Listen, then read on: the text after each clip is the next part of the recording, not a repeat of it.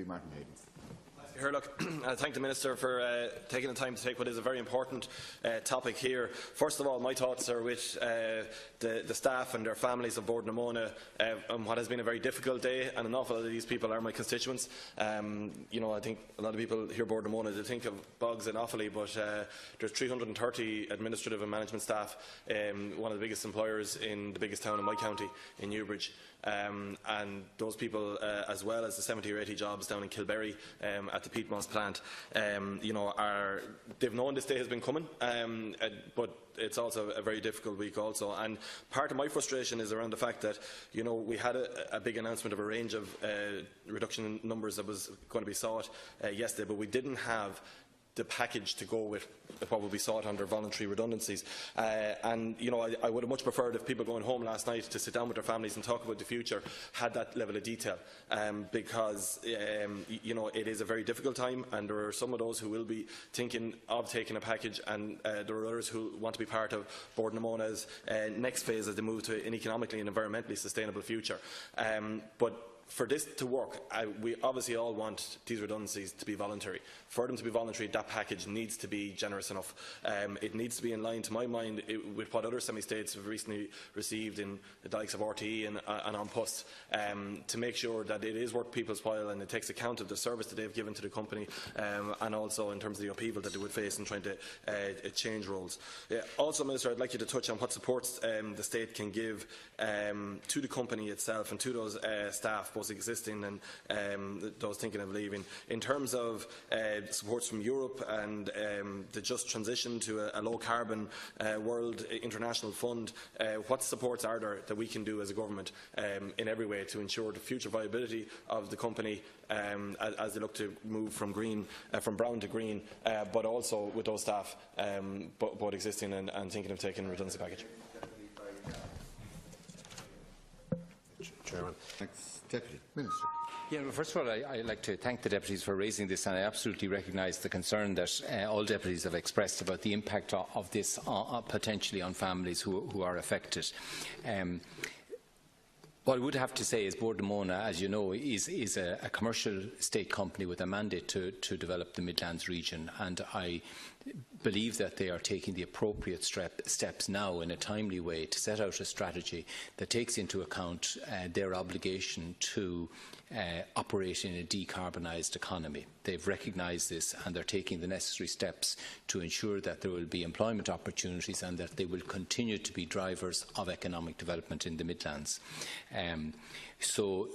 They have recognised the obligation of decarbonisation. These decisions that they're taking will mean that they will reduce their carbon footprint by more than 90% by 2030. So this is a very major step by them. But it also recognised the inevitability of those exits that they have to make. There's two issues, obviously. They have set out in their strategic plan the opportunities that they believe that they can develop that will provide secure employment opportunities with good prospects for the future. And they are in the areas that Deputy Stanley and others have mentioned. In other words, expanding their renewables, expanding their activities in the resource recovery area, and identifying new export growth markets where they can use their very significant assets and strengths to develop new trading opportunities that will deliver employment. I can confirm to Deputy Cowan that the ESB will be submitting a planning application, and that is expected imminently in the next couple of weeks. Then on the second issue, which was raised by deputies, and that is the support to workers who are directly affected. And I can absolutely assure you that not only would Bord na Móna be putting in place its own programme, which it has worked out and used before with its trade unions, supporting workers, assessing their skill base, looking at supporting them in finding new opportunities, but also all the machinery of the state, be it from the Department of Social Protection, the ETBs, the skill for reskilling. all of those will be available and made available to support the workers, and I can assure you of that. In terms of the redundancy terms and the need for a voluntary exit, Bord na Móna has signalled that they intend this to be a voluntary exit programme. They are consulting now with the representatives of the workers about the terms of that programme, and it will of course require approval from the Department of Public Expenditure and Reform as well.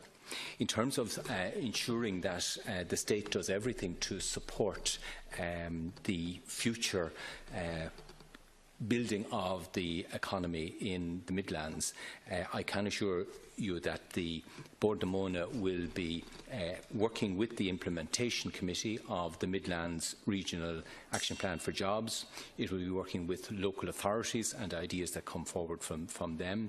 It will be working also with the local enterprise offices, the Midlands Regional Skills Fora, and they will be developing initiatives that can come from that.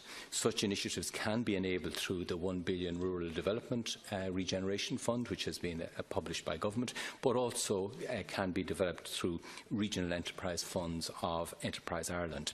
I know Bord na Móna itself is envisaging that it would look at developing tech hubs, enterprise centres that could create opportunities. And finally, to say on respect of the Globalisation Fund, there will be an application for the Globalisation Fund prepared with the trade unions and the Bord na Móna to draw on that source. Stanley. Thank you. Deputy Martin Heydon. Minister for his response, Cathaoirleach, and in particular welcome confirmation that an application will be made for the Globalisation Fund, because I think this is very fitting, and in many ways the equivalent of closure of coal mines in Wales and different areas. When a big change in structure in a firm of this size changes, it has a very big impact across the whole of the Midlands, and particularly in Kildare, where so many of the staff are. But I'm mindful that Bord na Móna for the last 85 years didn't just generate power for homes and villages, they generated jobs and employment, and that's why, in having met with the CEO recently of Bord na Móna, I was very much heartened to hear of the ambition that they have for the future of the company. And it's to ask you, Minister, what supports you believe through your department you can give to Bord na Móna as they look to fulfil their ambition to become the largest renewables company in the country, which is realising and looking to focus on the greatest asset they have, which is the land bank they have, along with the areas like agriculture and others, and how the Climate Action Fund can be used, or how Bord na Móna can best look to try and get a proportion of that we can support many of the jobs that will be developed in the green sector into the future. Thanks, Deputy Heydon. 50 million in regional enterprise funds, and that was the first time we ever had such a concerted approach. Under that, we have established an implementation committee for driving regional opportunities in the Midlands, and that is the vehicle, working with Bord na Móna, which is a strong commercial state body with, as you say, 80,000 hectares of state lands, huge assets and experiences, a very strong brand and a commitment to drive this forward. So I believe we have the structures there to address the needs that need to be addressed, and we have made available the funds, as you say. The Regeneration Fund is a $1 billion fund, the Climate Action Fund is a 500 million fund, and the Regional Enterprise Fund is a 250 million fund. Every proposal that comes forward will get a proper chance to be developed, and I think Bord na Móna are doing exactly that. They are a powerful development agency with strong assets, and they are best placed to drive that forward. The creation of individual task forces does not add value when we have an implementation committee dedicated to the work of driving the Midlands region forward. It has the leader of IDA, the leader of Enterprise Ireland. It has all the key players, along with the private sector, driving those projects. And I think that's the structure that we need. They are tried and proven. As you know, we set a target of 14,000 jobs for the Midland region, and that figure has been exceeded in the period. Minister. Thank you. Thank you, Deputies, for the topical issues. That concludes topical issues.